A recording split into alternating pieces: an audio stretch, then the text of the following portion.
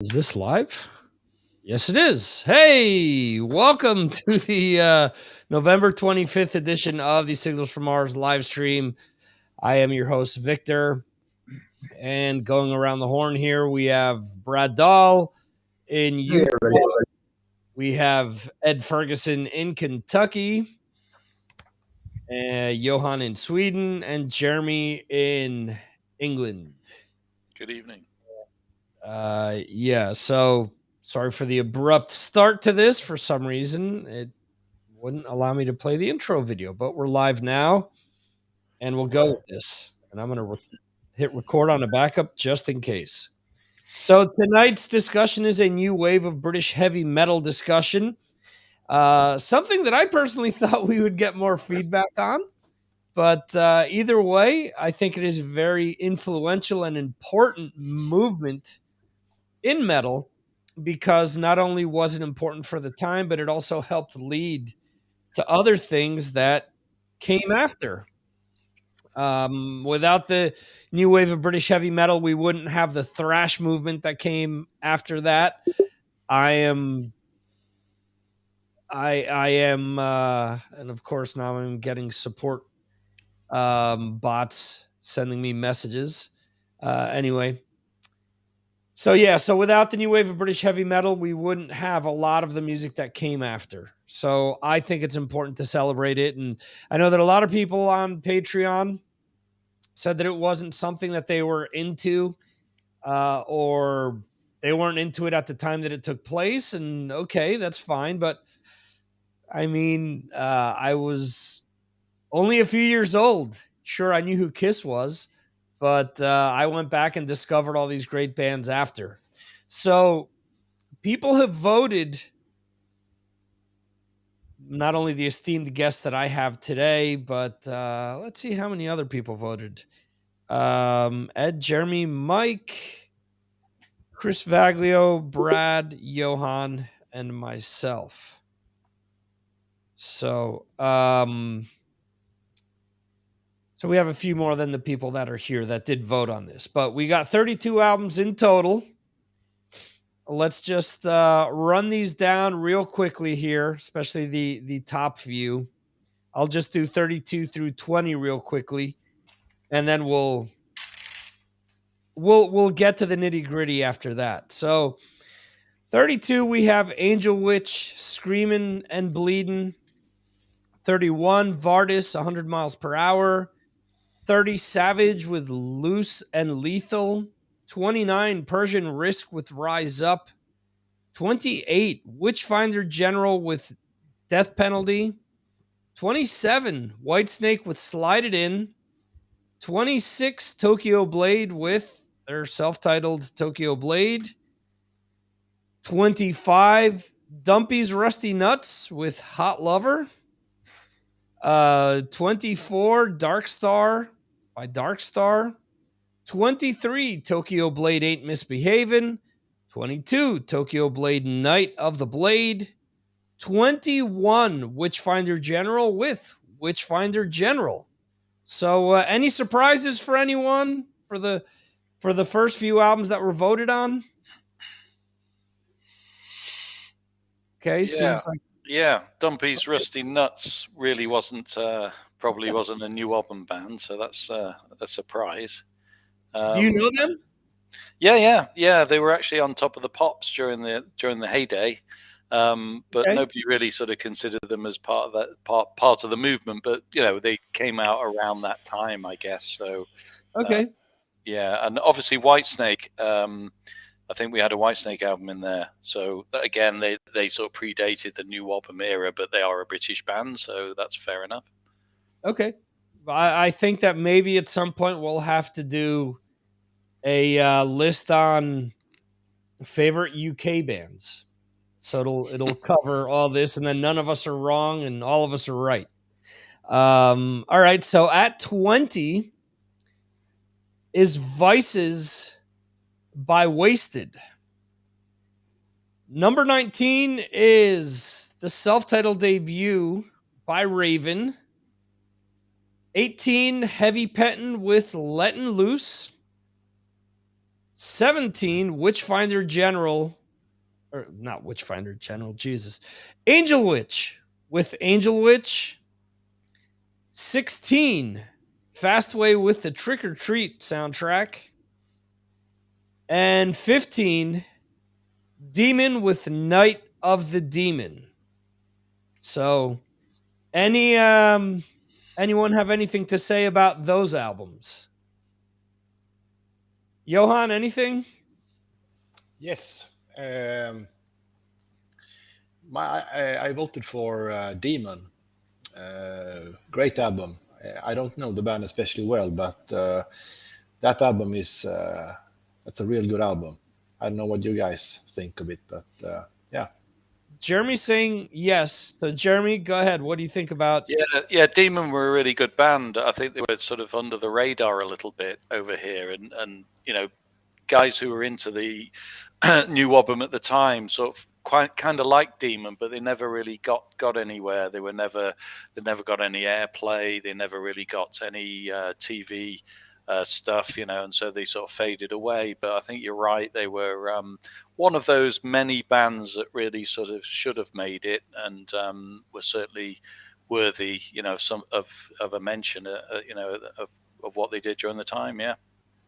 Okay. Demon is a household name at Sweden Rock. They have a kind of a cult status there, so they play there quite often. Yeah. Are they still together? Some of them, I guess. I don't know. I don't How know. How would you describe their music? I haven't heard them, so I'm going to though. I'm going to listen to that album. Yeah, you should. No, it's classic, riffy, traditional early 80s metal, good vocals, good choruses. Yeah. Okay. What's the title of that album again? Night of the Demon. Got it. Okay. I'm going to listen to that.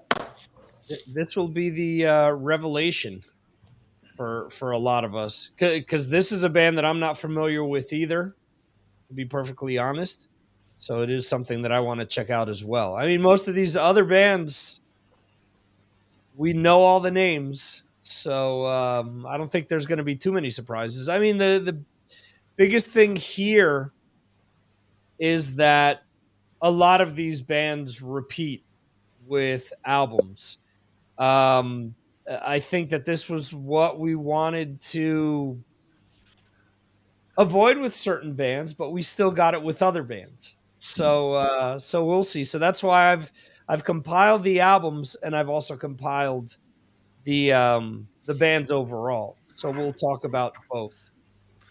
I've never heard of was it Rusty's Dumpy Nuts? Dumpy's Rusty Nuts. Oh, sorry. I'm curious, Jeremy, how would you describe their music? That was a strange sort of thing. It's sort of very sort of traditional rock and roll type music. Okay. They weren't heavy metal. They were more sort of classic. They weren't even classic rock. I don't know how you would describe them really. Just go and have a listen to them. Dusty or Rusty? Okay. All right, move on. Yeah. Before you move on, just wanted to pull you up on one thing, because you mentioned Raven. I think you said self-titled album, but I was wondering whether it was this album, Rock Until You Drop. That's their first album, right? Yeah. Okay, yeah. So being that I'm not the Raven connoisseur, I didn't know that the Raven album came out after the debut, but okay. Keep that album. Oh, okay. So it wasn't that one, right? Okay. No, because that number 14 is Raven, Rock Until You Drop. There we go. Show it again. So show us again, Jeremy. There we go. And actually, this is a signed copy. I don't know if you can see any autographs. You probably can't. They're in felt tip. Okay. Who signed it? Okay, I see one there in blue. Yeah, there you go. So which Raven was on the list exactly? I'm confused. Okay, so the self-titled Raven album is on here. I don't see a self-titled Raven. Okay, then that's why I questioned it. I wondered whether it might be Wiped Out, which is the one after, I think.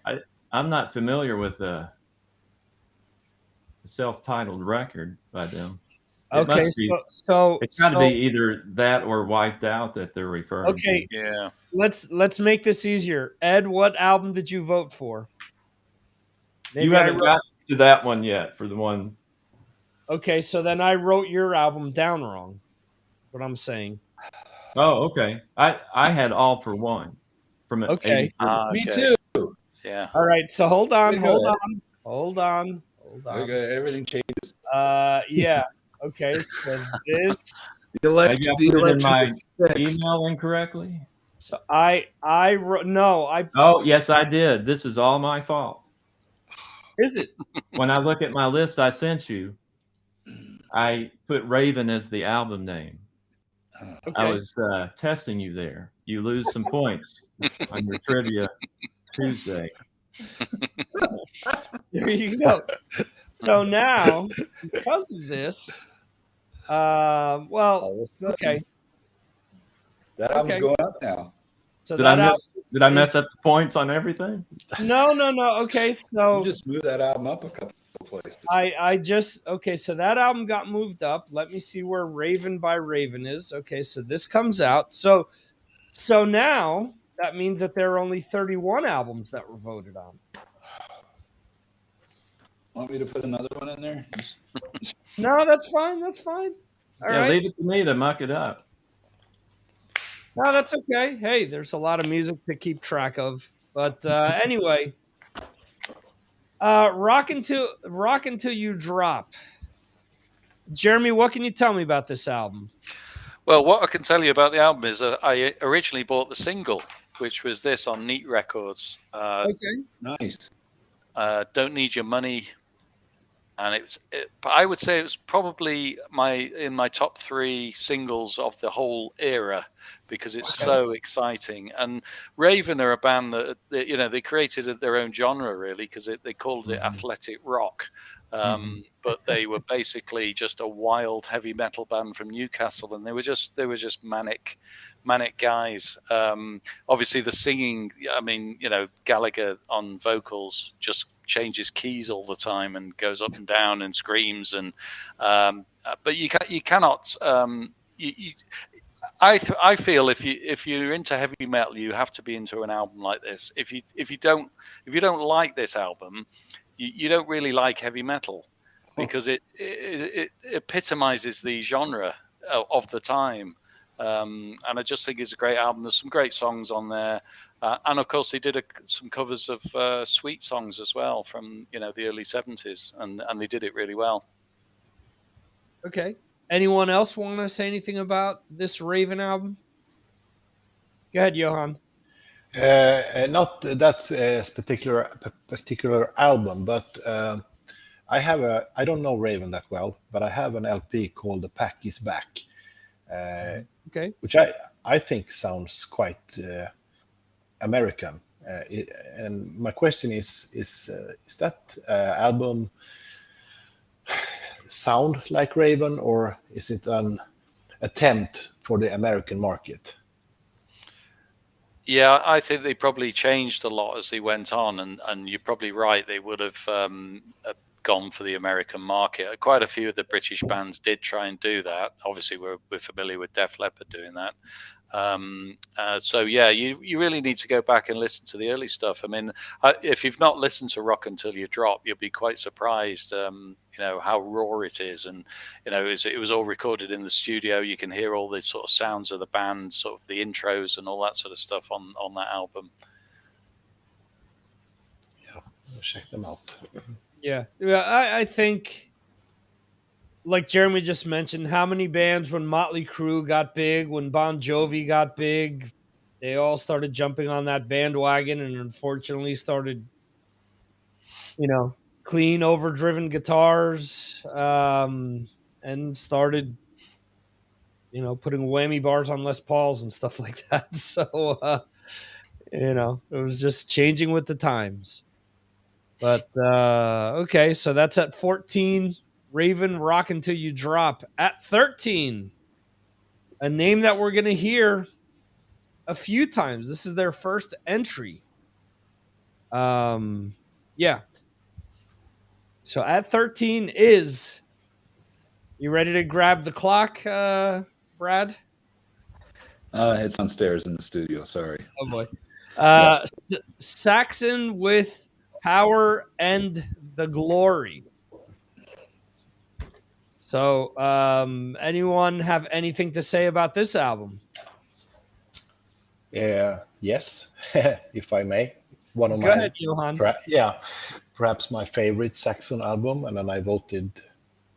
My vote was much higher than this, so Okay.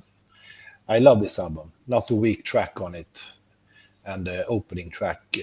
I mean, to be honest, I think I listen to the song "Power and the Glory" at least once a week. It's Oh wow. yeah, that's one of my best metal songs of all time. Absolutely.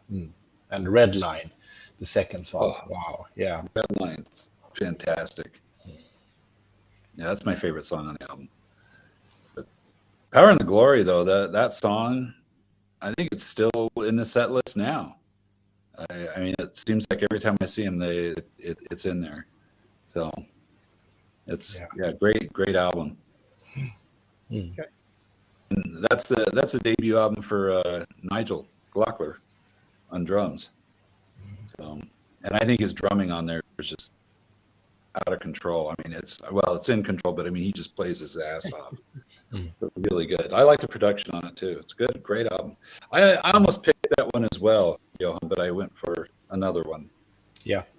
As we'll see. It was a great album. Jeremy, Ed, anything to say about Power and the Glory? No, only that obviously Saxon released a fair few good albums in their early career, and they kept the quality up, I think, over those albums, and the fan base followed those albums through, and I like that album, but it's not my favorite, and I think I'll agree with Brad in a minute. We're going to probably agree on another one. Okay. All right. So moving on here at number 12, we have Tigers of Pantang with Spellbound, an album that quite a few people voted on also. Anyone want to take this album on?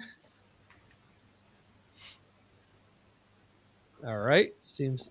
Well, I will. I didn't want to speak again because obviously I want to leave you guys to have a chance to speak. But that's fine. I mean, the Tigers of Pantang for me were one of the great bands of the NWOBHM era. I mean, obviously they got John Deverell on in vocals instead of Jess Cox, and of course they got John Sykes in as well, and they really took the band on to be a proper heavy metal band. I mean, the early days they were very interesting because they were very like a proper authentic NWOBHM band, and then they became a much more classy outfit. And I think this, when you listen to some of the riffs on this particular album, you can see the difference between this one and the previous album.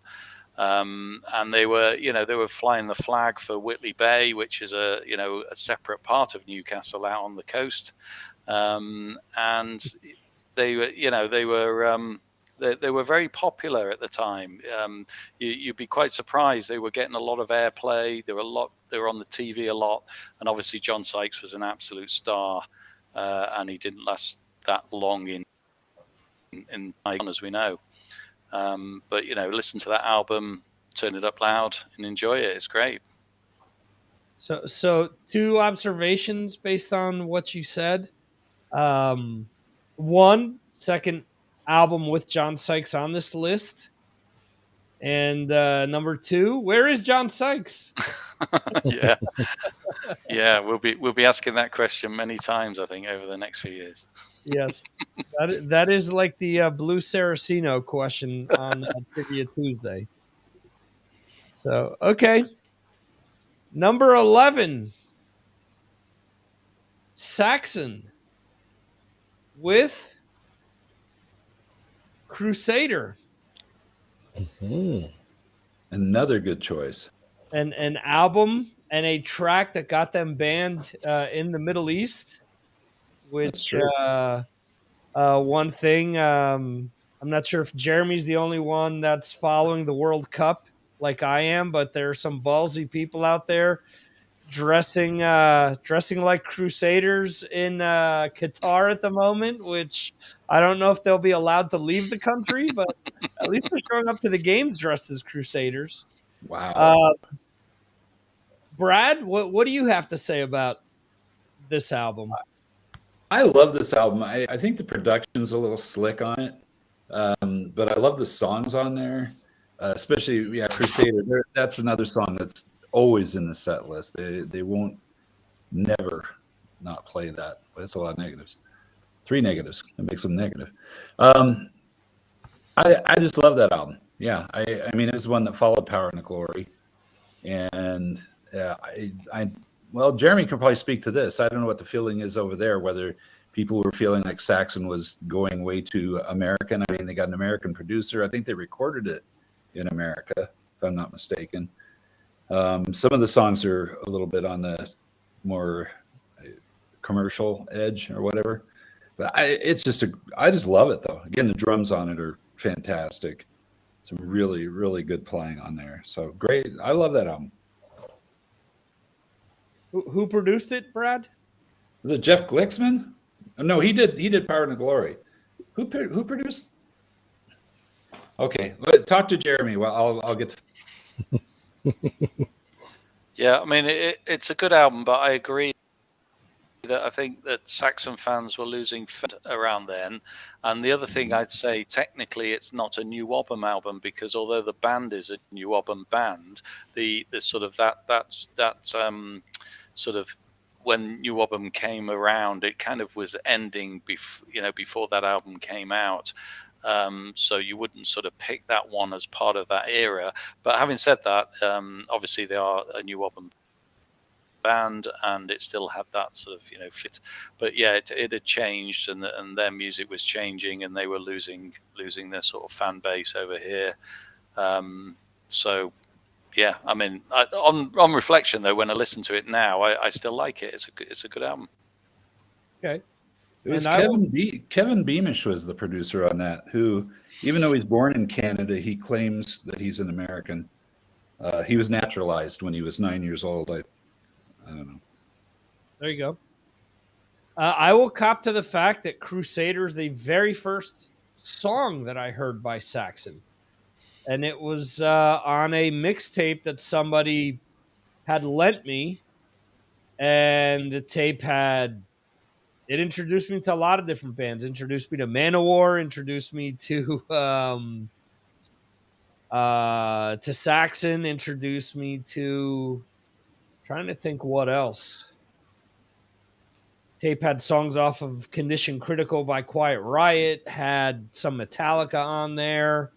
So it was kind of all over the place. But yeah, Crusader's the very first song that I ever heard from Saxon.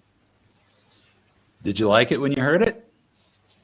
Yes, because it sounded awesome. Different to all the other stuff. And, obviously it sounded like what Iron Maiden was doing. It sounded like what Judas Priest was doing. Yeah, there was Free Will Burning by Judas Priest was on that cassette as well. So it was right up, it slotted in there with everything else. I wasn't too fond of the Manowar, which people were telling me that, the song Carry On, it's the greatest song ever written. I'm like, seriously? Well, at least it's the greatest ballad ever written. I'm like, no, I don't know about that. Maybe greatest song with a loincloth or some type of otter pelt being worn in the studio, maybe. But I don't know. Number 10. It is, I almost said Saxon again, but it is not Saxon. It is Samson with the album Head On. Now, this is something that I discovered afterwards. I see Jeremy's reaching for Head On. The Metal Dentist Gabriel had this on vinyl. And Saxon is a band that I discovered thanks to, and a lot of the bands that are on here, thanks to Lars Ulrich and his New Wave of British Heavy Metal 79 Revisited compilation that he released. in the early 90s. And for a lot of us in America, this was our first glimpse. I mean, Ed, Brad, correct me if I'm wrong, but I didn't know. I heard the name Samson, but I didn't know that Bruce Dickinson had sung in a band called Samson. And then that was one of the things that they used to hype this compilation up. Hey, for the first time ever, an official release in the US with Bruce Dickinson singing the song Vice Versa by Samson. Ed, Brad, did you guys know of the band Samson way back when? No. Ed? I did. Okay. Not because I'd heard him, but probably just read about him. Right. I can't say whether I don't know at what point I learned that Bruce had been the singer, but right. I've known him for a long time. Yeah, that's kind of the thing for me. I would see the albums here in Spain, but I didn't know Bruce had sung for them because by the time I was seeing them in the record stores, I had Peace of Mind and Live After Death and stuff like that. So he was way on to his career in Iron Maiden at the time. So to me, it was a treat to go back and holy shit, Bruce is singing in another band that is a heavy metal band, but is an Iron Maiden. You know, shorter songs, stuff like. I mean, there's a lot of stuff off of that album. It's funny when I revisited the album earlier this week because I wanted to make sure what Samson album really I like the most out of all of them. And I came across because Shock Tactics is another one that I listened to quite a bit. Yeah. Antonio is saying Bruce because that's what he was known as. Mm. But I mean, my Bruce Dickinson playlist has Hard Times off of this, has Vice Versa off of this, has Hammerhead, has Take Me to Your Leader, has Walking Out on You. These are all fucking great songs that I've loved since the moment that I've heard them. And a lot of these I've heard. What's their live album? Okay, so it's Riding with the Angels, which was released, as far as Apple Music is saying, is back in 2002. But I want to think that was released. No, this is a live anthology. Okay, so there was another live album which had a lot of these songs on there because it's from Bruce's last show at the Reading Festival, if I'm not mistaken, before he went to Maiden. And during the song Bright Lights, which isn't on this album, you could hear all this feedback in the mic, and it's great because Bruce keeps saying, turn that fucking sound down. You know, while he's trying to sing, you could hear all the feedback coming through the PA. So to me, that was always like a very authentic moment. It was really, really cool. But anyone else want to say something about Samson or this album Head On? No, I never heard it. You never heard it. Okay. Anyone, Brad, Ed? Oh, you guys said you've heard of, but didn't hear it. Heard of.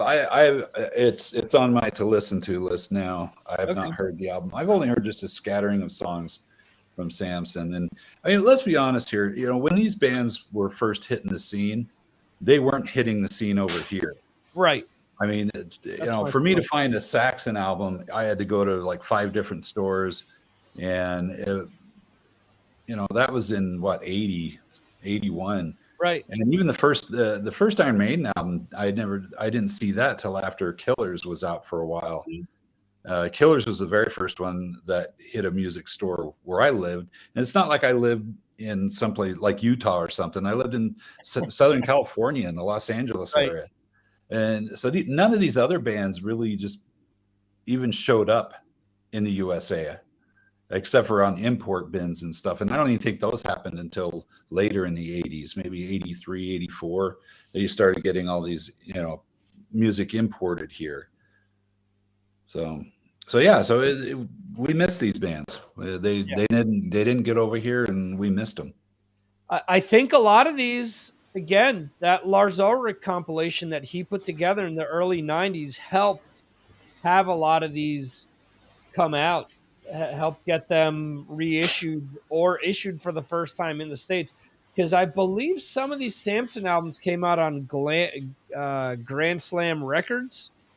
If I'm not mistaken, in the early 90s, shortly thereafter, which surprises me because given Iron Maiden's popularity, that someone hadn't gone for that sooner. Antony in the chat is saying the band is considered to have the first proper new wave of British heavy metal album. So he's reading 2 books by Martin Popoff on new wave of British heavy metal. So I'm assuming that that's what Martin is saying. Quite interesting. Anthony, Number 9. you need to get in here and join us. Yeah, so he's saying it is Martin. Okay. Number 9 is a band that I'm surprised it came out this high, but at the same time, they've had some pretty popular songs from the genre. Unfortunately, and once I say this, you guys will probably know who I'm talking about. But unfortunately, their lead singer passed away not that long ago. We are talking about Grim Reaper, and the album is See You in Hell. That's at number 9. And what always caught me about Grim Reaper was not only the bombastic vocals, but Nick Bocott, who really downplays his guitar ability all these years later, I think was really kind of shredding on some of the stuff he was doing. You know, Ed, as a guitarist, do you think that Bocott with songs like See You in Hell and stuff like that, you know, I don't know if you would rank him up there with some of the other quote unquote guitar slingers, because obviously he didn't have the popularity, but I do think that his playing did in conjunction with the singing kind of took this band to a different level and kind of helped its popularity. Yeah, he definitely was a unique player and singer. I've never really, paid a whole lot of attention to them. I remember their song when it first came out, and I've got their record. And, when I listened to the album, which I did not too long ago, that first opening track, See You in Hell, is just amazing. Right. You hear it once and you never forget it. Yep. The rest of the record is good, but it's not so exciting that I listen to it a lot. There weren't another. It's almost like that song is just so great. The other ones are hard to live up to it. But that song is just so great, so classic that they have to be on this list. And just that one song alone puts them in the top 10. If you ask me. Yeah. Anyone else? Grim Reaper, See You in Hell? I voted for that. I got to say that when they first came out, that was '83 MTV era, right? And it almost seemed like a parody of metal. The lyrics and everything. It was like Spinal Tap. We're gonna make fun of metal here. See You in Hell. I mean, everything was hell. They had what? Rock You to Hell. Isn't that their third album? Yeah, that's.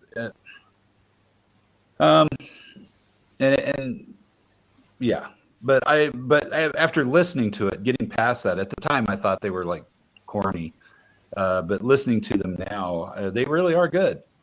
They're very, very good.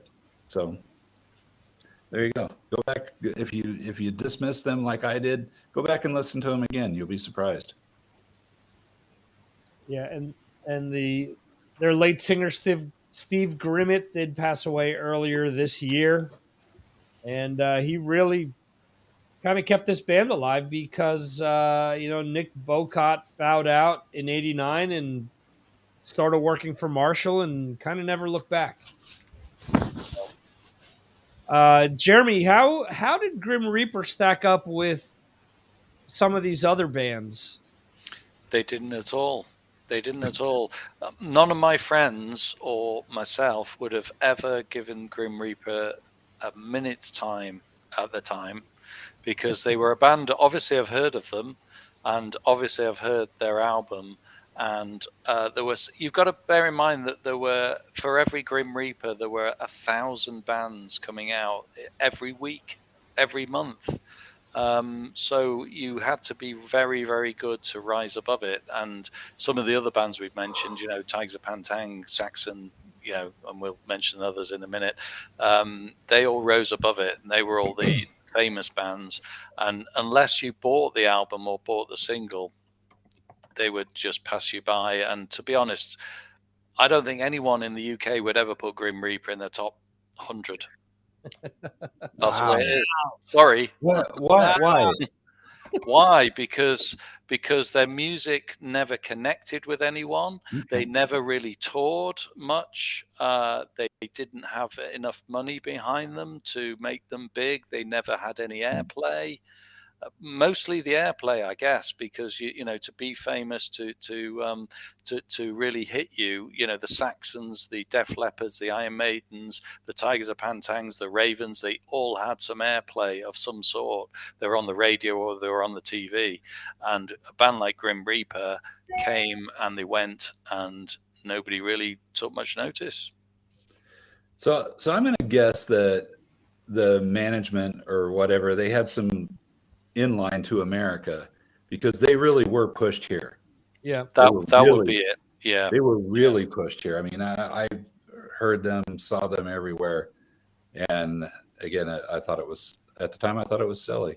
So that's probably why they probably just decided not even to try England, because there's just too much competition there for this type of music. Yeah, I guess so. Yeah.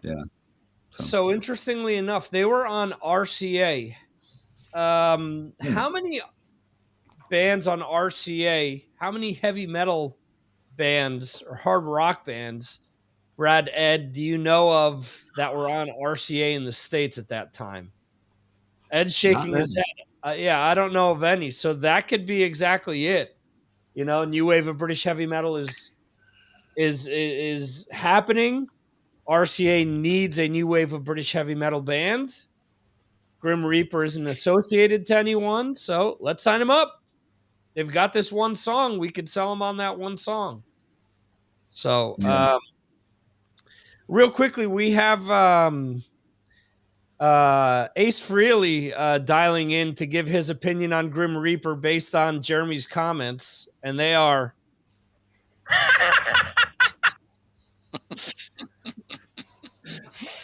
Oh, my. Okay, so number 8. Wait a second here. Weren't Scorpions on RCA? I think really early on. The first Fly to the Rainbow. Maybe that, and what's the first one, or the one with the crow in the title? Lonesome Crow. Lonesome Crow. I think those two are on RCA, and then after that, they went over to EMI, I believe. Okay. Because they were EMI Capital after that, and then they went to Mercury, I think in the 90s for an album or two. Could be screwing that up, but Antonia's saying about Grim Reaper, I remember them when I bought Hit Parader in the late 80s. Yeah. Okay. Yeah, they were in all those magazines. Yeah. After their 4th In Hell album. Okay, so at number 8, we have what could be considered a supergroup. Their drummer was part of Trivia Tuesday this week. It is the self-titled debut by Fastaway. Now, I don't know if Jeremy's going to give us the kibosh here and say that isn't a NWOBHM band. No. He's saying no. That's why I didn't vote for him either, Jeremy. I'm like, they don't sound anything like NWOBHM. Not at all. So I was surprised that they were on the list. Keep going. Well, you guys need to fix the internet, because if you go and look up a list of the NWOBHM bands, they're on there, along with the other one. I can't remember. Along with Rusty's Dumpy Nuts. So US guys need to take a class from you, Jeremy. Yeah, I think we should defer to Jeremy for all this because he lives there. right. Okay? Well, I mean, will it's not to say that they're not a good band or they're not a British band. They're just not part of the movement. Yes. Okay. Thank you. I voted for them personally. If you can see the over here, the Easy Living single behind me. Yep. But yeah, I voted for them. I love this album. It is one of my all-time favorite albums of all time. So yeah, so you can blame me for having this album up there so high. All right. Number 7. It is the second album. Well, originally it was the third album, but we had to fix it. It is the second album by Raven on the list. It is All for One, coming in at number 7. So who wants to talk about this album? I will. Go ahead. Yeah, this is one of my favorites, and it'll always be in my memories one of my first speed metal type bands. Before I heard, Metallica and Anthrax, I was listening to Raven. I don't remember how I discovered them, probably from either a magazine or just by browsing through stuff at the record store. But I picked up this one and then also Live at the Inferno, and just listened to it over and over again as a 13, 14-year-old kid. Couldn't get enough of it. And yeah, huge stepping stone to me, searching for even faster, heavier stuff, which came along with, Metallica and Anthrax. And I think that, yeah, all those bands in the thrash metal genre owe a great debt to Raven. Yeah, I think that, I mean, we just saw Raven just opened up for Metallica. It was kind of the them repaying Raven for the opposite, for them opening for Raven early on in their career. And that's what I talked about initially, how this movement is just so important to everything that came after because of that. Because the bands that we're going to be talking about, especially from here on up, I think that they could be counted as influences on millions of bands that came out afterwards. So anyone else want to say something about All for One by Raven? I could, as I said before, I never heard it, but I've added some Raven albums now to my library in my Apple Music. So I'm looking forward to dive in Raven. Cool. I think this album represents Raven the best. It's got the best combination of songwriting and production. It's not too slick, but not too rough. Mm-hmm. And all the songs are heavy, fist pumping metal tunes. You'll like it. Yeah. They've matured. They've matured, haven't they? But by the time they'd released this album, so that you're right, they'd learned.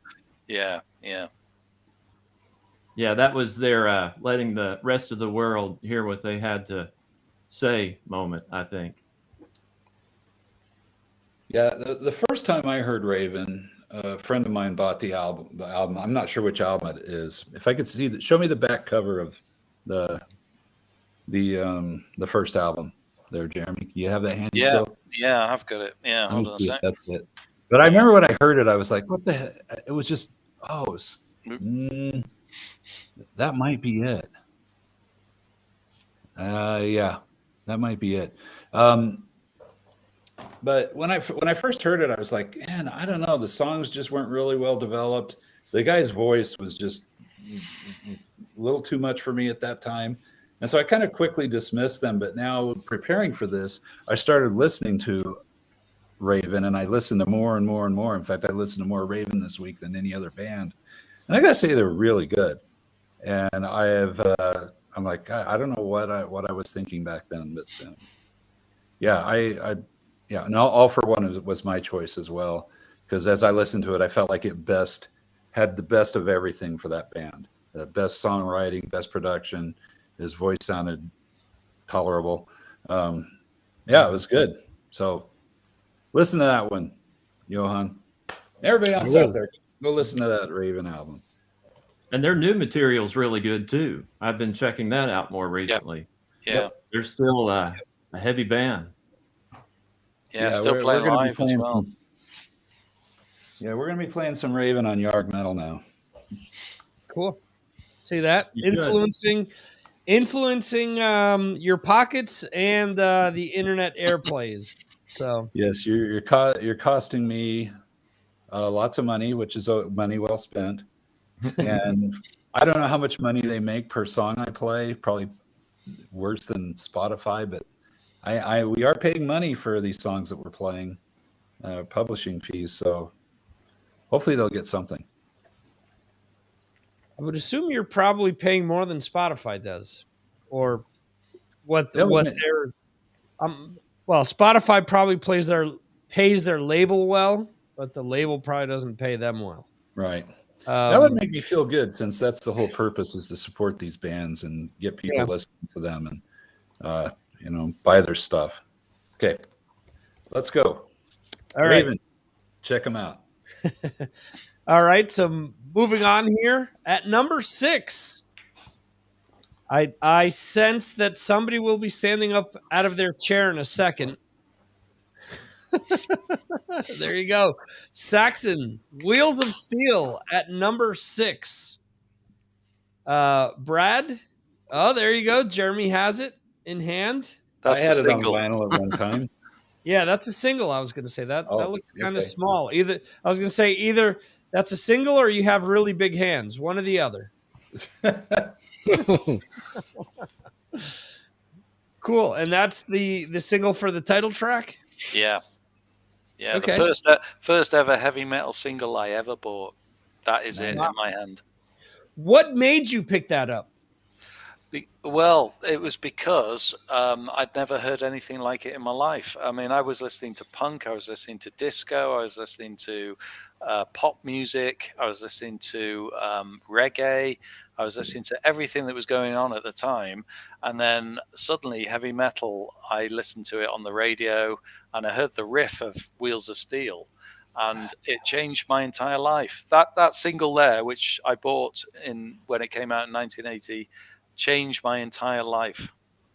And I got it signed. I don't know if you can see it's actually signed just there. No. Who signed it? I'm doing you here, Victor. There you go. There. Biff has signed it. Nice. At the High Voltage Festival. Was it? No, it wasn't High Voltage Festival. It was the one in Maidstone, sorry. Anyway. Yeah, so I bought that single and I love it. And I love the B-side as well. The B-side's amazing. Stand Up and Be Counted. It shouldn't be a B-side. It should be an A-side. That's my favorite song off that album. Yeah, it's amazing. I've heard him play it once. And it was in San Antonio. I saw them. It was when they were touring with UFO. And in San Antonio, the deal was where UFO was headlining every other show here in the US. In San Antonio, Saxon headlined. So they had more time, and they threw that in there, and it was just the first time I'd ever heard it live. Maybe it'll be the last time I'll hear it live. But I thought, how cool is that? God, yeah, great. So interesting, because the name of that song is "Stand Up and Be Counted," as you're mentioning. There's a Fastway song off of the Trick or Treat soundtrack where they say that phrase as well. This song is called "Stand Up," isn't it, Ed? It might be. Yeah, it's on side 1. It's the next to last song off of side 1. I don't know. Anyway, what I'm trying to get at is that also AC/DC, for those about to rock. Yeah. Start off with "Stand Up and Be Counted," for what you are about to receive. So, did Saxon influence that phrase to be Yes, used? Because Wheels of Steel, 1980. 1980, man. For those about to rock is 81, isn't it? Yeah. So You want to talk about influence? Go back and listen to "Rock and Roll Doctor" by Black Sabbath off Technical Ecstasy. right. My theory is that influenced the song "He Wheels of Steel." Okay. Jeremy, Check it out. See what you think. do you think that to be true? I've never thought of it, so I'll have to have a Especially- think about that. Especially the very Yeah. end of it, as they're Yeah. playing out the song, it's Yeah. almost exactly "Wheels of Steel." Well, I mean, you've got to bear in mind that all songs and all bands listen to stuff that's gone before, so they're going to, You be betcha. influenced in some way, I suppose. So maybe Yeah, that's true. Yeah. I'm certainly not going to accuse them of ripping Sabbath off, but it's Yeah. just like wow, wait a second, that's very Yeah. similar, which is cool. But you're right. All music comes from somewhere, unless you're Yngwie, because all of his stuff is original because he doesn't listen to other music. So if he writes a song, it's never been heard before by anybody. Or Nikki Sixx. Or Nikki Yeah. Sixx, yeah. Holy oh my God, I forgot to mention that during today's fucking podcast. Holy shit. We just took a turn, didn't we? Yeah. Thank you, Okay. Ed, to remind me that I missed my rant on Nikki Sixx and Mr. Sounds like Taylor Swift is releasing a new album. And, she always does this. I'm like, the fuck are you talking about? Every time Motley Crue or Nikki Sixx has something to sell, he's just diarrhea of the mouth about one thing or another. So, pot calling the kettle black. I'm sorry. Back to our, scheduled show here, but man, does that piss me off. By the way, before we move off Wheels of Steel, just one Yeah. more mention of that. It obviously had another great single on there, 747, Strangers in the Night. I mean, what a song was that to follow up Wheels of Steel. It was a big, big hit in the UK. I mean, a really big hit. I think it was probably top 20 in the UK charts at the time. So it was selling shed loads. Yeah, I'm going to say that's CEO Dave's favorite Saxon song. Oh, wow. He actually asked Biff about it, and the time he interviewed him, because he wanted to know if it was based on any kind of a true story or anything. It's not. Spoiler alert. Yeah. Johan, you were shaking your head to that. Anything that you want to add about Wheels of Steel? No, Yes. great album. I love it, of course. How could you not? Yeah. I have it on vinyl as well. Saxon records were cheap. They ended up in the did you have it as well? Where the albums were a little bit cheaper after a year or two. Ben. Yeah. So I bought a lot of Saxon albums back then, and this one is fantastic. The biggest proponent that I knew of Saxon was Eddie Trunk, actually. He used to play Saxon all the time when he worked at local radio in New York or in New Jersey, and then later in the New York area. But he would play, stuff like Dallas 3 p.m. and stuff like that. So, what's that, Brad? 1 p.m. 1 p.m. 1 p.m. 1 p.m. I realized that when Kennedy was shot, it might have been 3 p.m. where you live. It was 1 p.m. in Dallas. Okay. And that goes to show what a huge Saxon fan I am. So I always thought that was weird that they would write a song about that, because I mean, this is American, U.S. history, and it's like, why would you guys care about Kennedy being shot over there, Jeremy? It was a big thing. It still is a big thing Yeah. over here. Yeah. Okay. yeah, I just to we're getting off track here, but I remember my grandparents in the house that I live in had a Life magazine that was, Kennedy's assassination. So it was I would say that's world history as well as U.S. history. That was a big turning point for a lot of parts of the world. So I agree. let's see here. Number 5. So we're getting into the top 5 here. And this is an album that was so influential. There's a genre named after it. So I'm sure some of you people know what album this is. It is Black Metal by Venom. So for a lot of people, this is the start of obviously black metal because of what the band did on this. Top 5 actually obviously means that it's a very important album to a lot of people. Who wants to talk about this album? Ooh. Ed? Yeah, sure. Talk about a classic. The first 2 Venom records, of course, both classic. I don't think that, your pure black metal fans consider Venom black metal from what I've read.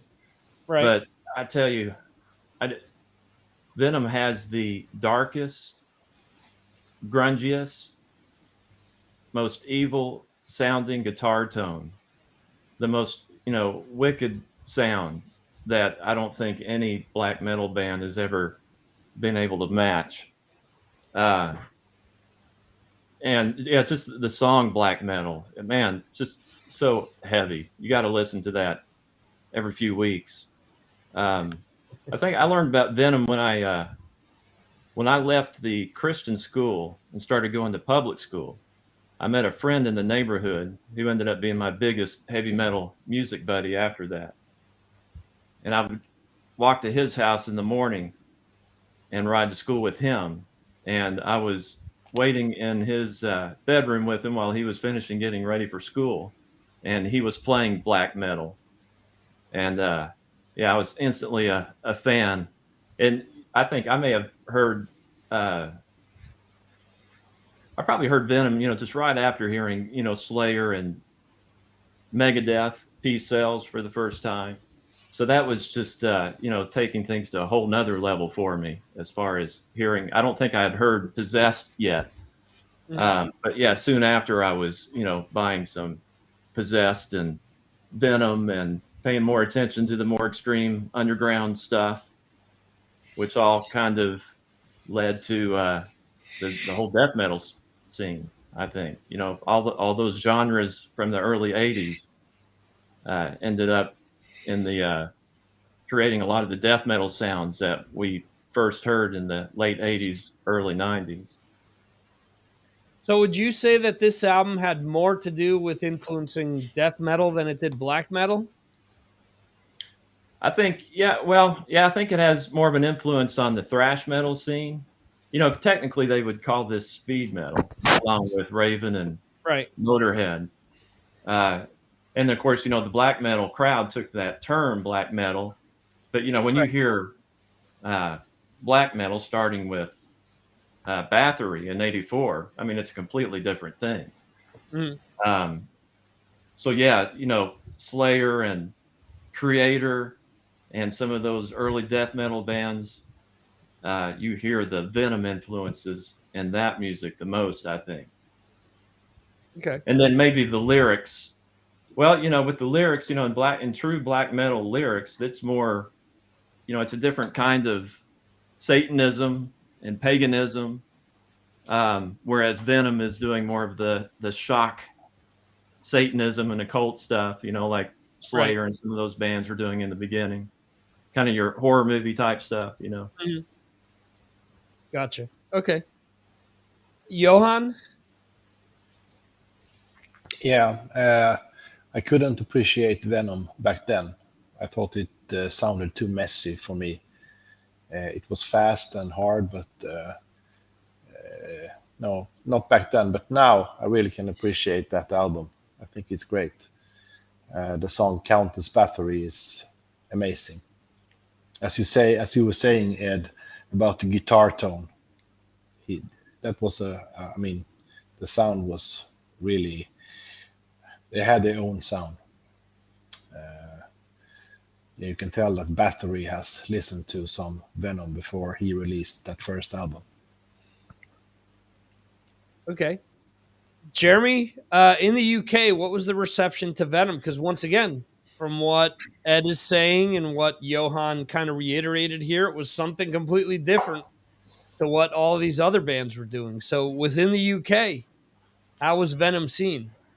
Yeah, it was a big shock. They were very, very different to everything else that was going on. I remember a friend of mine playing me In League with Satan on single, and we just looked at each other and our mouths dropped. We couldn't believe what we were hearing. It was both messy, but it was shocking and loud and heavy all at the same time. It was badly produced as well. The very first album was really poorly produced, as we know. They just went into the studio, I think, and just recorded it, and they wanted to change it, and they weren't allowed to because they didn't have the money or whatever. And it was something that you couldn't get your head around, really, because you were used to melodic metal. You were used to something that, went from punk to, as in sort of Iron Maiden, they sort of bridged the stuff between punk and metal, but it was all nice and melodic. You had some choruses and melody. Venom had nothing like that. It was totally different. And it's only now, actually, going back in the past 2-3 weeks, I've gone back and listened to Welcome to Hell again, and I actually really like it, because it's not as shocking as I remember it, because now I've heard so much more since. Obviously, the bands that have come out since have been so, the thrash metal scene and the death metal scene, the black metal scene is so extreme that you go back and listen to that, and it actually sounds quite melodic. It's weird. But at the time, it was a real shock, and everyone knew the band, and it was almost a scary thing. We were quite frightened of that band. It was almost like, ooh, you don't want to go there. Cool. Brad, anything regarding regarding Venom black metal that you want to mention? No, but I get exactly what Johan and Jeremy are saying. First time I actually listened to him was this last week, and I was just like, this is not very well done. I mean, the production and everything was just kind of like, I didn't get real far with it. I listened to a few songs. I was like, but I'm going to go back. I'm going to go back and listen to what Johan and Jeremy recommended there. And Ed, of course. Yeah, it's and meant to I'm gonna give it another shot. Yeah, it's meant to be that way. Yeah, you're not supposed to like it the first time you hear it. Cool. So moving on to number 4 here, a band that we haven't heard mentioned yet. It is Iron Maiden with their second album, Killers. And this, to me, out of the 2 Diano albums, is my favorite of the 2, actually. Mm-hmm. I just think it's head and shoulders above the first one. I know that there's a lot of people that will argue the opposite. I don't know how much Adrian Smith, I guess I have to look at the credits to see how much he actually has to do with what the band sounds like at this point in time, because I'm sure that a lot of these songs were around even before the first album was recorded. Well, Drifter, I know for sure, because that was being played way back before the first album was recorded, if I'm not mistaken. But Iron Maiden Killers. Anyone want to mention anything about this? Oh, there you go. Jeremy's got. Is that Killers? Yes, it is. That's the back cover. Yeah. Okay. No, that's a single. Okay. Twilight Zone, Wrathchild. See, I don't have my CDs behind me. Yeah, I have that on CD. Which is interesting because Twilight Zone, I believe, is the song that's not on the original US release. Correct. I don't know why they did that. And then even now when they did the re-release, I have that courtesy of Mark Striegel. and also on the iTunes or Apple Music re-releases that they did a few years back, Twilight Zone is not on that either. Makes zero sense to me because by the time I got to that album in the late 80s, the US copy had Twilight Zone. So why reissue it without that?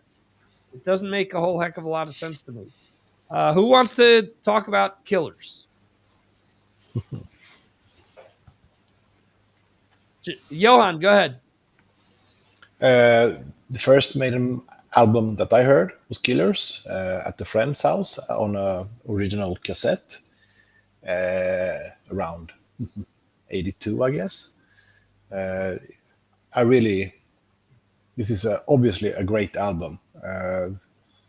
Only strong songs. The title track is one of my all-time favorite Maiden songs. Mm-hmm. And the cover of the LP was, back in the day, it was, that was something. Yeah. That was metal. So, great album. Absolutely. Yeah. Okay. No. Anyone else want to talk Killers? Sure, I will. Steve Harris wrote every song on that album. The only co-write was Di'Anno got a co-write on the song Killers. So okay. I imagine that was a lyrical thing. But Steve Harris was 100% that band at that time. Right. I think he probably wrote everything on the first album too. Yeah, I think if you I'm trying to think what live releases out there where, and it may just be a bootleg that I have, but I'm kind of confident that it was released as part of the trying to think. No, I guess it may not have been part of the Eddie box set. And maybe it was the Live at the Rainbow bootleg or something like that, but there's a version with Di'Anno singing where the lyrics are totally different. So I'm assuming one of two things. Either Di'Anno was drunk beyond belief and he didn't remember the lyrics, or he rewrote them so they are what they are on the album. So that's why I'm guessing that's why he's got the co right there. But yeah, like Johan said, I mean, that's one of my all-time favorite songs. And there's just something to the way that album sounds as well. I mean, I know that Bruce has covered Wrathchild over the years. He's done Killers over the years. There's just something with Di'Anno's voice in those songs that just have a certain feel to them, which it's similar to how I feel with Clive Burr's playing, where as good of a drummer that Nico is, he just doesn't have the same feel and swagger that Clive Burr had, and he just doesn't pull the songs off as well. Not to say that he sucks or anything like that, but there's just something to Di'Anno's singing. There's something to Clive Burr's drumming that just makes those songs sound extra special. Di'Anno screams during the song Killers. Bruce doesn't come close to doing it the same way. There's just something there with that. So, yeah, and Ed is saying they have a darker, punkier feel. Absolutely. So I was... Decibel Geek just did a special on the best and worst of Iron Maiden, and when they said Drifter was the worst song off of this album, I wanted to reach through my my headphones and pull Chris Czynszak's hair when I heard that, because I'm thinking it's my fucking favorite song off of the album. You know, to hear someone say, "Oh, it's by far the worst," like, no. Like Johan.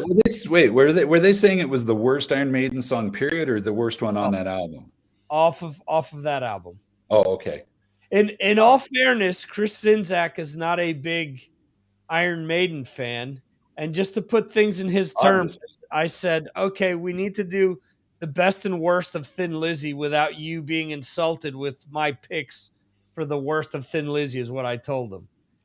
And he said, well, you've got to have a lot of stuff that you love. I said, no, your feeling of Iron Maiden is my exact feeling of Thin Lizzy. So I think they're good, but I never really got into them. So anyway, John Sykes played on my favorite Thin Lizzy album. So once again, where is John Sykes?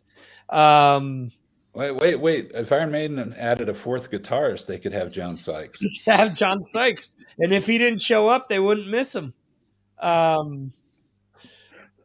Anyone else want to mention something about Killers? It's a great album. It's like there's nothing else like it. There was nothing like it. There's never been anything like it. It's one of those few instances where something totally unique happens. Yeah. And they deserve, and not only that, it's not unique, but it's awesome. Yeah. And the first time I heard it, I was like, what the hell is this? And I've told this story before. I picked up my bass and I started playing along with it. I had to take like 2 breaks to make it through Wrathchild. I couldn't play the whole song because my fingers were just like, oh man, I can't play that fast that long. I mean, I could obviously play it now, but back then, like none of the songs I was playing back then were like that. Nothing. Such a slouch. I think personally, there was in New York, there was a radio station called WNEW, and they would play the perfect album side. To me, side 2 of Killers is a perfect album side, beginning to end. I mean, it's something that I've purposely, the first version that I owned of this was a cassette. I would purposely fast forward to listen to Killers through Drifter because I just loved it so much. Anyway, top 3. These 3 albums are by 3 different artists. One we've talked about before, the other 2 we have not. So this just goes to show how important these bands, these albums are.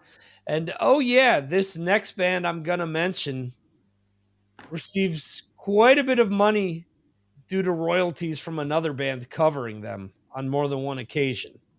I know who it is. So number 3 is Diamond Head, Lightning to the Nations. So Jeremy, I know that this was pretty high up on your list. Yeah. Diamond Head. Tell us your thoughts on the band and the album. Yeah, Diamond Head were very, very, very important in the NWOBHM scene. I mean, they were a cut above the rest. They were very professional. They had that sort of Led Zeppelin-esque type feel to them. And as we know, they've had a lot of the songs covered by Metallica and other bands like to play their stuff as well. And you can see why, because they just managed to combine great vocals, great guitar. They were just a great band that had something a bit different, and they didn't just have one single. They had a lot of great tracks. They re-released quite a few of the songs off that album on Borrowed Time, which came out in 1982. But if you go back, obviously they've re-released it now twice very recently as well. They've done a cover with the new vocalist, and then they've re-released the original album. So they've forgot what they call it now, where they re-engineer it. Oh yeah. So they've just released a new version of it, and it sounds great. And they're just classic songs. Diamond Head should have been much, much bigger. I think most people are very surprised that of all the bands in the NWOBHM era, Diamond Head are now not headlining festivals like Iron Maiden, like Def Leppard, and they're not even as big as Saxon. They're supporting Saxon, and it's a real travesty. I saw them. They came to my local town, and they played in front of 50 people. And I met Brian Tatler after the concert, and he signed my single, and I just looked and I thought, what has happened to this band? It's ridiculous. But fantastic album. If you've never heard it, just go and listen to it and play it loud. Why do you think that happened? Is it because they've switched so many members over the years? Maybe no other album compared to the first album or to this album specifically? Yeah. Well, what happened was they released in 1983. They released an album called Canterbury, which was a real step aside from what they were doing. It didn't have the heavy riffs. They tried to make this sort of not compilation. What do you call it? A concept, kind of a concept-y album, and they tried to be Led Zeppelin. And they thought they could get away with it. I think they spent quite a bit of money on it, but they didn't have enough time in the studio to really get it right. And it sounds weak. There's 3 or 4 very, very good songs on there, but the rest of it is not as good. And they went downhill very quickly. I mean, if you couldn't keep the momentum going in a NWOBHM band, you were not going to survive. Iron Maiden kept that momentum going, as we know. They got the fan base, but they kept each album, got better and better. And they couldn't do it. And it's a real shame because I still think, listening to their stuff now, that it was probably amongst the best. I think it was as good as Maiden. It was as good as Saxon. Yeah. 2 points real quickly there. I think one of the best things about people checking this show out is to see what's going on in the backgrounds. For example, Ed and his dogs at the moment. So there's constant entertainment if you're watching these shows. Black Dog. Yeah, that's interesting that you mentioned that, because if you really think about what you just said, Iron Maiden started getting really big. How big was Priest? Scorpions was coming on, obviously not a NWOBHM band. Ozzy's solo material started getting really big, so within hard rock and metal, Metallica started coming on, Slayer, Anthrax, Megadeth. There were a lot of different things going on within hard rock and metal at the time. And that's without, later on in the decade with the Motley Crues and the Dawkins and, Bon Jovi's and stuff like that. So while all this stuff was happening, what are you showing us there? Is that... Sorry, that's Diamond Head's Borrowed Time. Okay. So if you kind of sidestepped it, there's one thing where if a band does that, 8, 10 albums in, if someone like a Black Sabbath releases a Technical Ecstasy after everything that they've done beforehand, since Brad mentioned the album before, there's a difference. Whereas with Diamond Head, if you're competing with all these other bands for listeners, Canterbury was what, their 4th album in? 3rd, I think. Yeah. 3rd. Okay. So all of a sudden your bread and butter is new wave of British heavy metal, 2 albums. And then all of a sudden you swerve and you're putting out, there you go. I mean, even look at the cover. What a departure that is from the other stuff. The logo is completely different. All of a sudden, this is like all of a sudden putting out. All right, we've got a dog competition going on here now. All of a sudden, you're putting out, Blackmore's Night, 3rd album in, and you've released Rainbow Rising and Long Live Rock and Roll, and your 3rd album is, not exactly Blackmore's Night, but you get what I'm saying. It's a Shakespearean type themes and stuff like that, so it's going to swerve a lot of people. And with so many options, shit, I didn't even mention AC/DC.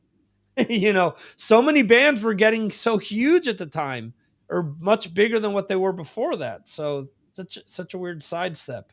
Anyone else want to mention anything about Lightning for the Nations or Lightning to the Nations?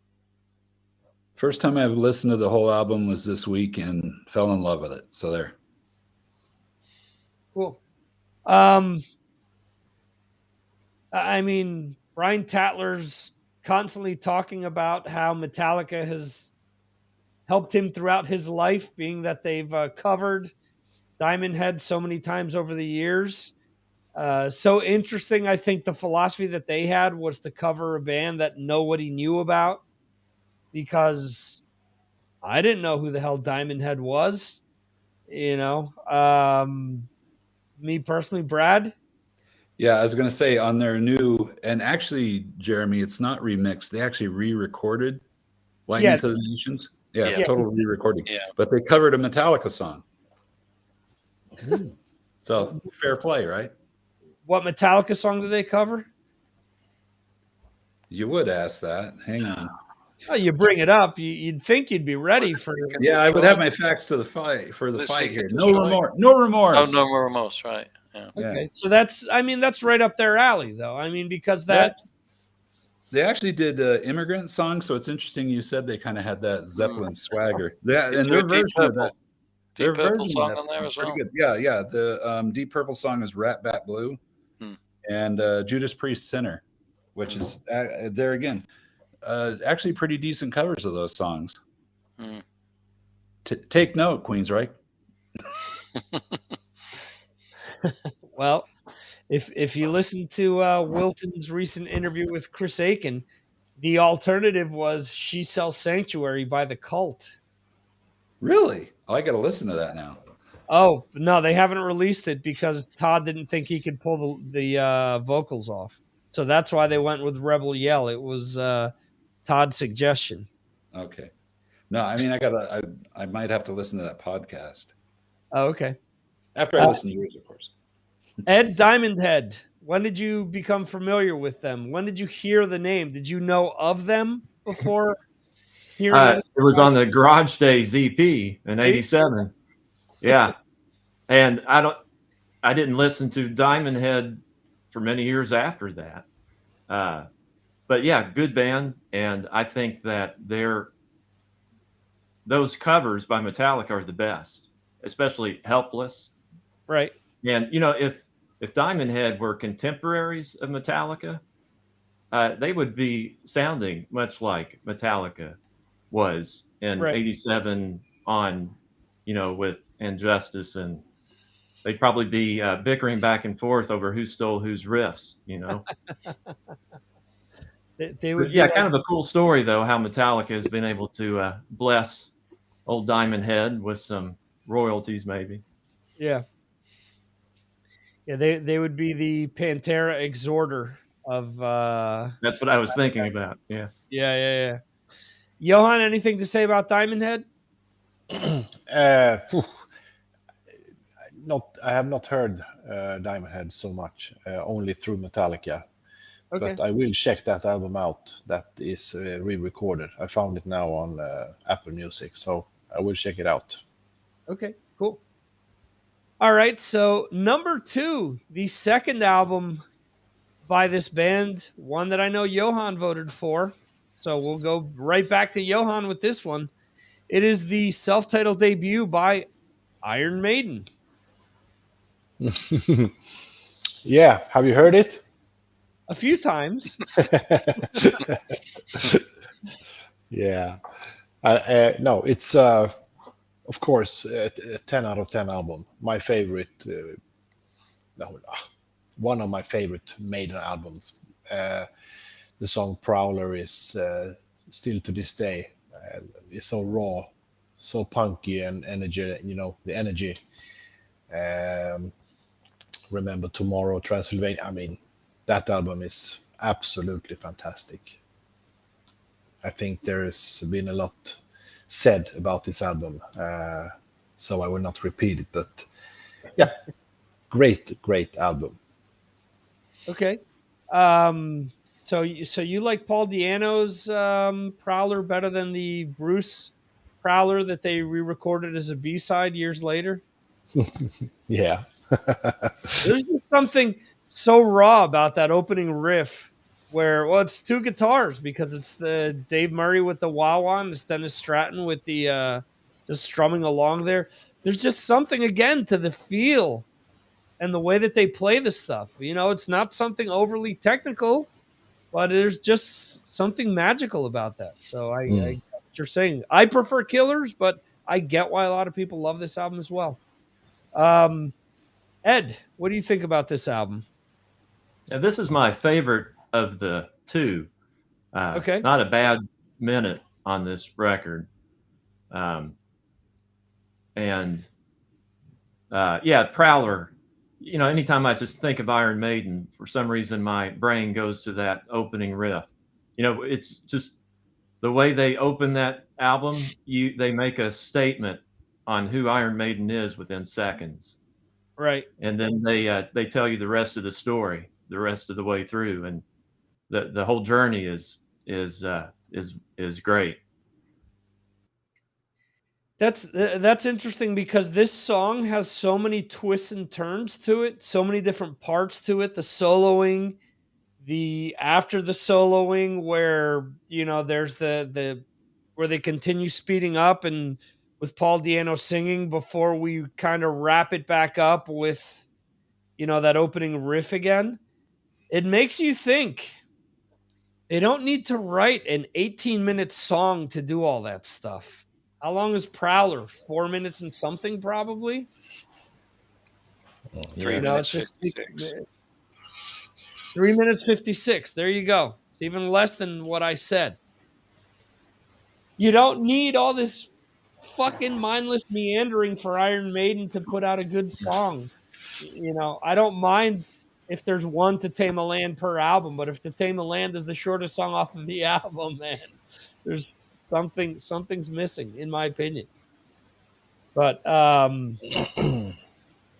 Brad, obviously you talked about the fact that this album wasn't available at first. I had Gene Hoglan tell me the whole story about coming across James Hetfield, who had made his own T-shirt of the first Iron Maiden album cover, and it was all just black T-shirt and white ink. And he talked about that, how album wasn't available, so he had it on import. Like, he thought it was his very own special. Oh my God, another guy who knows Iron Maiden. So you live that as well, where out there in Southern California, unless you knew somebody or had it on import, you didn't know who Iron Maiden was. Yeah, I can't. I wish I could remember exactly when I found the first album. I think even the live EP came out in my stores before the first album was available. So I had to hear those songs first live, and that probably kind of spoiled me a bit because hearing them live and then going back and getting the album later, I like the live versions better. So that kind of crossed me up on that. Yeah, Running Free off of that, for example, I've played a million times. I love the studio version, but again, there's just something to Made in Japan with how they were playing it that it just it's cool. That's a really great. I was really pissed off because I'm like, I want more. How come it wasn't an album? How come it's just an EP? Oh, it's out there. Oh yeah, well it is now. It wasn't back then. Wow. But here's the real question: how is it that we're doing a list here that Iron Maiden's not number one? How is that even possible? Yes and no. Oh, we're gonna find out. We're gonna find out who's number one. Yeah, Jeremy. Is it going to be the live EP? Okay. Jeremy, anything you want to add to this? Well, just that it was the first album that I'd ever heard by Iron Maiden. I obviously got into Iron Maiden with Running Free, the single. And it was a sort of a bridging point for me between punk and metal. It had that sort of punky quality to it. But, as you guys have said, Prowler, what a great song, what a great introduction to the album. But there were other great songs on there as well, and it stands up as one of the great NWOBHM albums, and it shows the talent that Iron Maiden had from the off. You could hear you could hear the bass, you could hear the guitars, and that kind of style that Iron Maiden have got, which they carried on and on into their other albums. And you say about there were shorter songs on there, but there was one song which was 7 minutes long, I think. It was a great song, which was of course Phantom of the Opera. And it sort of set the scene that for the sort of long songs that they would do later on in their career, I think, as well. Mhm. And it was just great. It had everything. I mean, they had the logo, they had Eddie, they had great music. They just needed to really mold their music a little bit more. They needed to advance a little bit more, mature, and that's all that they needed to do, which they did. Yeah. Yes, they did. So, number one, any guess as to what number one might be? Brad, you said it's not Iron Maiden. So, what do you think it is? I don't know. I'm. Let me look at my list here. Oh, Praying Mantis. No. Okay. Johan, what do you think number one is? High and Dry. Oh. Jeremy? High and Dry. Ed? High and Dry. Brad, you still sticking with Praying Mantis? No. I don't know why I didn't include Def Leppard in this. Probably I would only consider their first album being NWOBHM, and I probably would have put that on my list, but I didn't. Okay. So I don't know. High and Dry doesn't sound NWOBHM. As per Martin Popoff, On Through the Night, in his opinion, is the greatest new wave of British heavy metal album. It's a good one. Yeah. It's but they totally deviated from that album on High and Dry. Yeah, it's good, but it's not the number one album, which is High and Dry.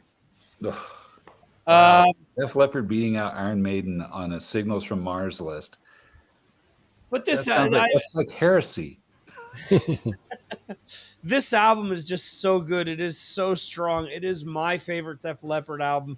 It is an album that I still listen to religiously all the time. It is just that good. And it's so interesting to think how, similar to what we mentioned about Iron Maiden, a lot of people did not check High and Dry out until Pyromania came out, especially in the US, because Pyromania was so big. They went back and they re-released it with Me and My Wine and with a US variation of Bring It On a Heartbreak, which is slightly different. So this album, to me, is by far the best thing they've ever done. I love the first three albums, by far, to me, the best things that they've done. But this one, to me, stands out above them. Brad, you were the only one that didn't have High and Dry. What are your thoughts on High and Dry? I love it. I agree with you. It's their best album. Okay. Jeremy, why would you give us a reason as to why Brad is wrong in his assessment as to this not being a NWOBHM album? Why is it a NWOBHM album? Well, it was very early in Def Leppard's career. So first of all, you'd have to have an album that's quite early in the band's careers. It came out at the right time for NWOBHM. It was Def Leppard during their heavy metal era, because afterwards they really weren't a heavy metal band, and they aren't now, but they were then. And it showed a progression from the first album, which was, it was the first album. Obviously, was a great heavy metal album and a great NWOBHM album, but this one was just so better produced.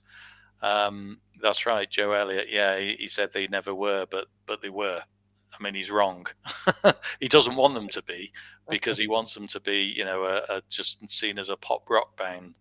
But obviously their poppy melodic songs were coming through on this album, but it was still, for me, it was a NWOBHM album. It was, it was all talked about with Maiden and Saxon and all those bands. And it's just got fantastic songs on. But the main thing about it is the production. Without the production, we wouldn't be talking about it today. Right. Well, here's the thing. They always like to say, or Joe Elliott likes to say, that they were influenced by David Bowie, the Sweet, bands like that. And as a result, they're not a new wave of British heavy metal band, which to me is nonsense because the Beatles were Black Sabbath's biggest influence. And when you listen to Sabbath, you don't exactly think Beatles right away. Definitely not in the first few albums. So I think to me that's hogwash. But yeah, I don't get why they have this reaction where they just want to turn away from what got, what helped get their foot in the door, basically. Yeah, but you have to remember that they also sold out to the UK as well. I mean, they went to America. They wanted to be a big thing in America. They didn't want to be a big thing in the UK. They're happy to be a big thing in the UK now and to sell out arenas. But at the time, they from the third album onwards, and probably, High and Dry just sort of lifted them into that a little bit. They wanted to be this American poppy rock band and make a huge amount of money out of it. Even with the Union Jack shorts and shirts. Yeah, they were saying to America, "We're great, we're British," but they weren't saying it to the British audience. They were turning their backs on us, and that's why a lot of people in the UK turned their back on them. I remember a lot of people who were into NWOBHM who never listened to Def Leppard again because they sold out. So would this album be the turning point? Would this be the end in the UK for a lot of people? Yeah, it was the end for me until a lot later on when I went back and listened to some of the Def Leppard stuff, and I thought, yeah, Pyromania is a decent album. It is good. I know Ed loves it. We've heard Ed mention this before. He's a massive fan of this album, and that's the right thing to say because it is a great album. But at the time, you're living through it at the time. They sold out, and a lot of people in the UK rejected them. They wanted to listen to Motorhead. They wanted to listen to Status Quo. Proper, genuine rock bands from the UK. That they didn't want to go to the US and be a big thing. Yeah. So, "Oh Caroline" that's the "Oh Caroline" over over "Pour Some Sugar on Me." Yeah. Yeah, we'll need to address status quo, or however you want to pronounce it someday, but not today. But okay. Johan, High and Dry. Yeah, I mean, great. There's such a great songs on it. Of course, it's poppy, but I like it that way. I discovered Pyromania first. I went back to this one. And back then I didn't think so highly of it, but now when I'm kind of grown up, I love it. So many good songs, and I mean, Bringing on the Heartbreak is still one of my live favorite songs by Def Leppard. I like ballads, so that's a great power ballad.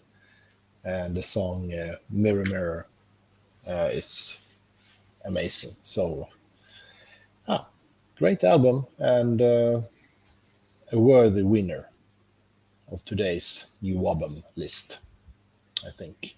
Yeah, they almost doubled albums 2 and 3 in points. So that's how much, outside of Brad. See, I didn't need to vote for him. People love this album. Ed, High and Dry.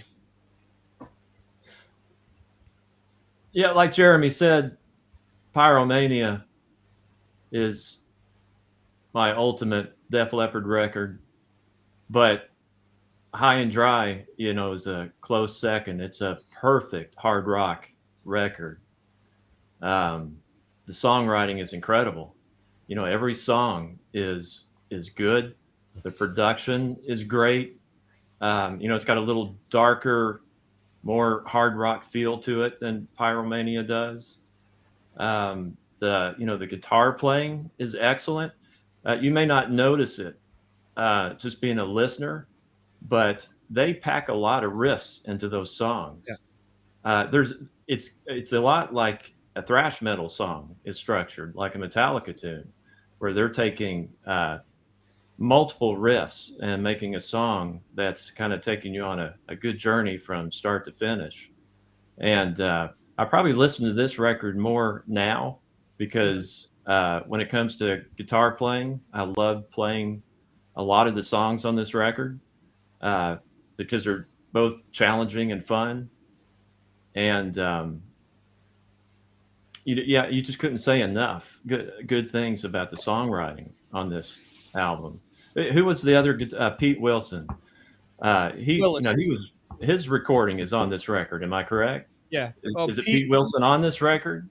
It's Pete Willis. Pete Willis. That's right. Yeah. Yeah. He played on the first 3 albums. Actually, he's on every song on Pyromania as well. But he doesn't do the leads on Pyromania. No, that's the only thing he doesn't do on Pyromania. Yeah. That's what they brought Phil Collin in for. Because I like Phil Collin a lot. His playing is great. The solos are incredible on Pyromania, but yeah, the guitar playing on High and Dry is awesome too. And like Johan said, it definitely deserves a #1 spot. Yeah, I think, we just brought up Pete Willis. I think the band really lost their bite losing Steve Clark, but you could say, because Pete Willis didn't play on Hysteria, he played on the first 3. You could say that they lost the meat and potatoes of the band when Pete Willis left, and he was kicked out. Sir. Because let's be honest, he did On Through the Night, High and Dry, Pyromania. They got a lot poppier after he left the band.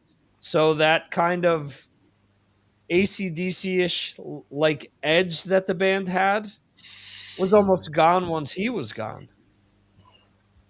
So there's a lot to be said with that.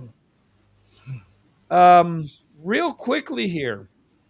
So I tallied up. I did a top 10 based on what bands got voted for the most.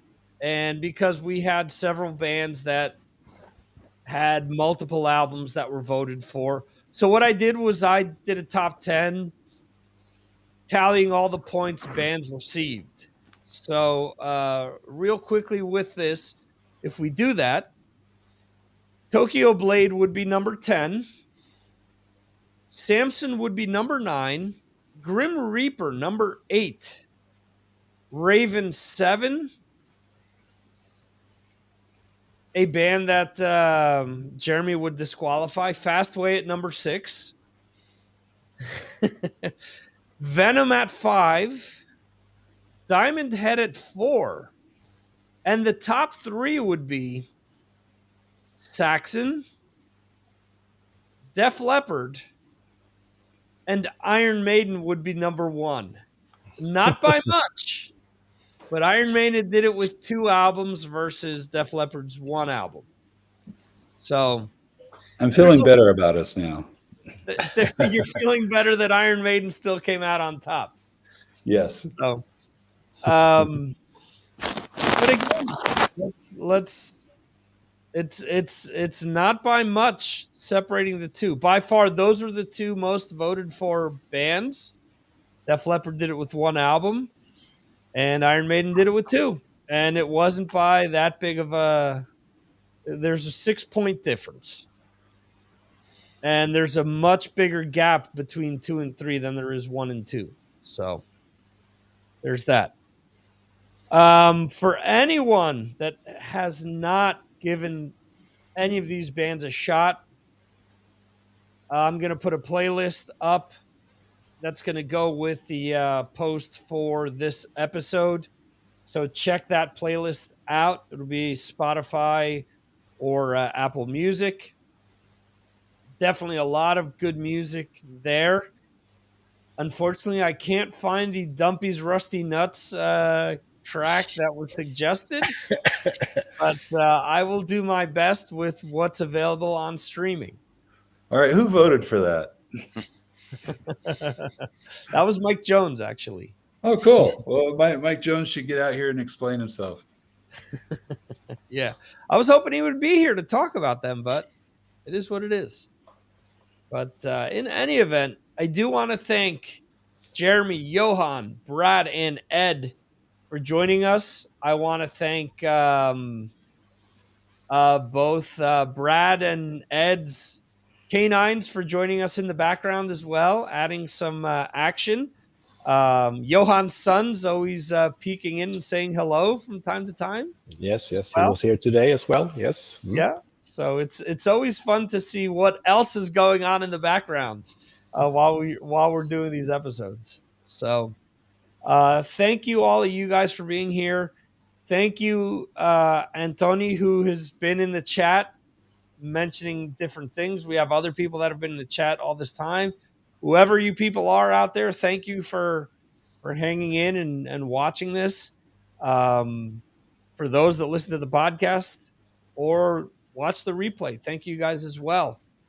We will be back next week with an interview with Jason McMaster and Dan Lorenzo, who will be joining us live for the last half hour of the show. Some of these lovely faces will be back next week as well, I'm assuming. We'll pick some stuff to talk about. And we have to do our year-end episode as well. So we have to start working on our albums of 2022. We'll have to set a date for that. On that note, we bid you guys farewell. Thanks once again. And we'll see you next time right here on Signals from Mars.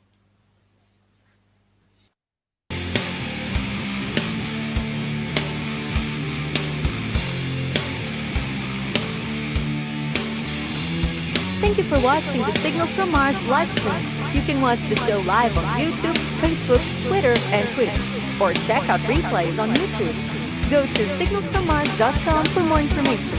This concludes our show.